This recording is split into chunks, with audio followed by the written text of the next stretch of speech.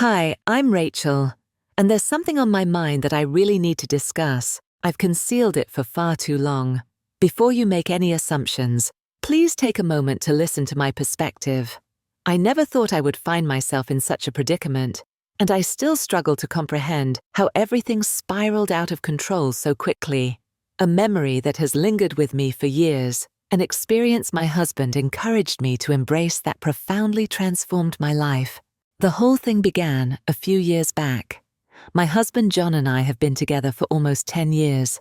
Similar to many couples, we had faced numerous challenges side by side, yet this caught me completely off guard. John was once a genuinely compassionate individual, but as time went on, he began to transform. He became more distant, increasingly controlling, and less affectionate.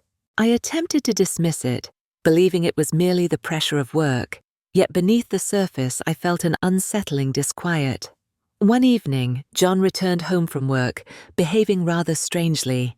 He seemed genuinely happy, yet there was an unsettling quality in the way he was gazing at me. We enjoyed our typical dinner, and just as I was preparing to begin the cleanup, he posed a question to me. He instructed me to take a seat. His tone was grave, prompting me to comply, and my heart began to race as I sensed this was far from an ordinary conversation I've been pondering. He remarked, his gaze averted from mine. "I have something important to share with you." I nodded, anticipating further words. But what he uttered next took me by surprise. He expressed a desire to stir things up in our relationship, citing feelings of boredom and a belief that it was time for a change. Initially, I assumed he was referring to a getaway filled with romance, or perhaps some sort of therapy to reignite the passion between us. However, his suggestion was completely misguided. "I've arranged a meeting with 2 gentlemen," he stated plainly. "They are arriving this weekend." I simply gazed at him, utterly perplexed by his words. I was unsure whether he was joking or if this was a bizarre test, yet he appeared completely earnest. My stomach plummeted, and waves of nausea washed over me. "What are you talking about with 2 guys?" I inquired, my voice scarcely rising above a murmur, softly spoken. "They're my friends," he said, attempting to sound nonchalant, as if it were nothing out of the ordinary. "We will be spending the night with them." I found myself completely speechless. My hands trembled as I struggled to comprehend his words. This was not my husband. This isn't the person I vowed to share my life with. He spoke of inviting 2 strangers into our home, into our marriage, as if it were a trivial matter. The mere idea turned my stomach. Yet beyond that, I experienced a profound sense of betrayal. How could he possibly entertain such a thought? "Is this for real, John?" At last I found the words, my voice shaking with a mix of disbelief and fury. "This does not reflect our true identity. What could possibly lead you to consider this?" Just as I was about to conclude, he cut me off. "Rachel, this is happening," he stated with intensity. "You must understand this. I desire this. This is essential." I was utterly astonished by what I was hearing. I care for John deeply, yet I find it hard to comprehend why he would push me into such a degrading situation. One that seems poised to dismantle all that we have created together. United, I firmly expressed my refusal, stating that I would not proceed with it. I thought that would be the conclusion, that he would realize the folly of his plan and abandon it. But I was mistaken. In the days that followed, John became increasingly distant. He hardly engaged in conversation with me unless it pertained to the plan.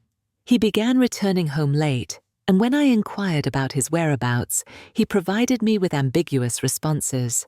The atmosphere between us grew strained, and the warmth that once enveloped our home was overshadowed by an uncomfortable quietness. I found myself in a state of feeling trapped, isolated, and utterly bewildered. How did our marriage come to this point? By Friday, the unease had truly settled in. And John was resolute that the meeting would take place, regardless of my objections. I considered simply gathering my belongings and leaving, yet I chose not to. Despite my reluctance to admit it, I found myself holding on to the person I believed I understood, wishing that this was merely a challenging moment we could overcome together. I wasn't prepared to let go of the life we built together. However, to be truthful, I found it equally unbearable to consider following his plan. On a Saturday evening, they arrived much sooner than expected. John's so-called friends arrived precisely at 8:00 p.m. As I sat on the couch, my hands clenched in my lap, I fought back the tears. I had no idea who they were. Yet, there they stood, conversing with my husband, as if they were the closest of friends. The air was thick with tension, and I sensed their gaze upon me, poised in anticipation. I felt an overwhelming urge to disappear, to rush out of the house and leave everything behind. But then John leaned in closer, his hand resting on my knee. "Rachel, it is time," he murmured. I was paralyzed, my thoughts urging me to rise and flee, yet my body remained unresponsive. Jay's hand rested firmly on my knee, anchoring me in position. I found it impossible to meet his gaze, and there was no way I could face the two guys across from me. My heart raced, and it seemed as though the walls were closing in around me. "Rachel, please." John repeated, his voice gentle, tinged with urgency. His words carried a weight that compelled me to pause. It wasn't merely his assertiveness, it was despair. After days of observation, I finally caught a glimpse of vulnerability in his eyes. This was more than a twisted dream for him. It revolved around dominance, authority, and an underlying essence that eluded my understanding. However, that did not justify it. This all seemed off. "I can't do this, John," I finally whispered, my voice trembling. "This does not define us." He let out a deep sigh, reclined in his chair, and massaged his temples in exasperation. "Do you really believe I desire this?" he muttered, mostly under his breath. Rachel, can't you see what you're doing? This is no longer about us. It's about you seizing control. You've transformed." "John." For a moment, I believed I saw a flicker of guilt cross his face, but it disappeared just as quickly as it had come. Then he tightened his jaw and began to pace, resembling someone who has completely lost control. I wished to reach out and pull him back to the person he once was, yet I felt utterly lost on how to do it. We feel so far apart now. We had strayed far from our path, and I questioned whether we would ever navigate our way back. The stillness lingered in the air, and then one of the men whom we shall refer to as Marcus broke the quiet with a throat clearing. He sensed the tension, yet appeared somewhat restless. "Listen," he said, his voice steady yet earnest. "If this isn't going to work out, we should probably just leave." I gazed up at him, truly examining him for the first time. He didn't match my expectations.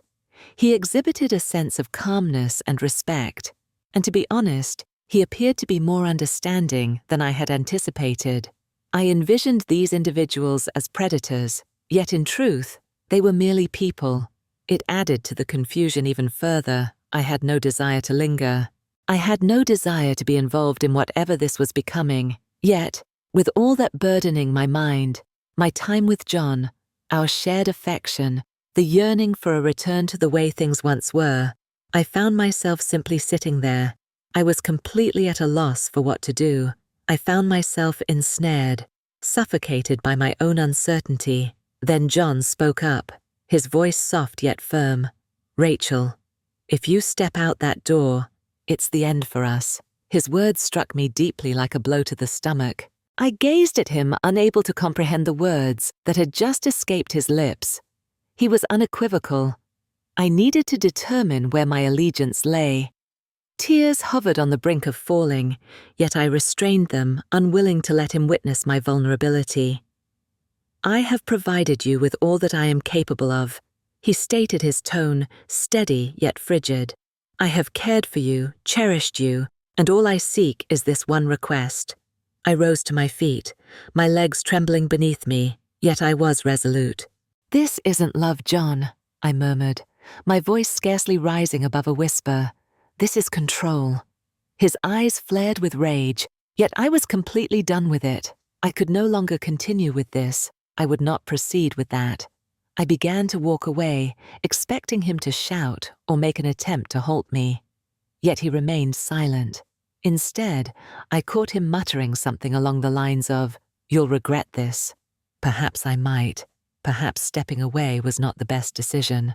In that instant, I realized I had to leave. I refused to allow John or anyone else to dictate my actions. As I ventured outside, the crisp evening air embraced me, stirring a peculiar blend of relief and melancholy within. My legs moved swiftly along the street as my thoughts raced at lightning speed. Where was I meant to head? What was I planning to do? I was completely unaware, only left with this overwhelming sense of betrayal and grief. I lingered in thought for what seemed like an eternity before finally arriving at my best friend Sarah's house. I rapped gently on her door, wishing she might be inside. Upon opening it and catching sight of my tear-streaked face, she remained silent. She enveloped me in a warm embrace and guided me indoors. In the days that followed, I remained with Sarah, attempting to comprehend all that had transpired. I felt empty, as if a part of me had been torn away. I felt a pang of longing for John, yet I understood that returning was simply not feasible. The harm had been inflicted, and there was no remedy for what had been shattered. John reached out to me multiple times, leaving voicemails that fluctuated between apologies and anger. He was everywhere at once, and I struggled to keep pace with his fluctuating emotions. I ignored all of his calls, and eventually, he ceased his efforts. As the months passed, I began to reconstruct my life step by step. I initiated the divorce process, recognizing that our marriage had reached a point beyond repair. It was the hardest decision I've ever faced. Yet ultimately, it was the correct one. I couldn't remain in a relationship where I felt controlled and compelled to engage in actions that contradicted my values. Sometimes I find myself reflecting on John and imagining how our lives might have unfolded had circumstances been different. However, I have realized that I am worthy of more. I seek a love rooted in trust, respect, and understanding, rather than one founded on control and manipulation.